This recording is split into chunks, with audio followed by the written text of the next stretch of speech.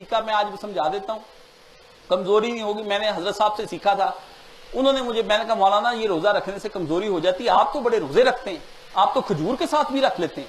उन्होंने कहा बच्चे शाम को जो पानी रोजा अफ्तार करना है वो ना सादे नॉर्मल पानी से अफ्तार करना है, और एक एक दो दो घूंट लेके ना, एक यानी खा लें वो अपनी खजूर, और उसके बाद एक एक दो दो घूंट करके सादा पानी, उसके बाद तसल्ली से बैठे रहे, अफरा तफरी ना डाले।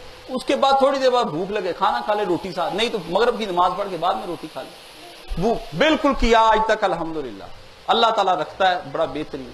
अंदर 10 गिलास शरबत के फेंक लेने, वो ग्लूकोज लेवल बूस्ट कर जाता है एकदम ऊपर। एक जितना जरूरत होता है उतना नहीं जाता ना, उससे कई गुना ज्यादा ना चाहिए, वो आपके पूरे जिस्म के अंदर बॉडी कहां डिजॉल्व करे उसको।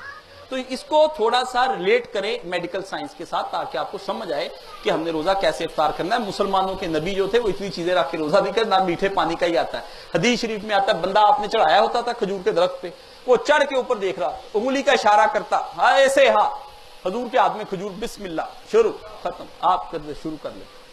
कोई हजूर ने आगे नहीं रखे होते मीठे पानी, ये वो सब कुछ चीजें। बाकी अल्लाह ताला मेरे और आपके रोजे कबूल और मंजूर फरमाए।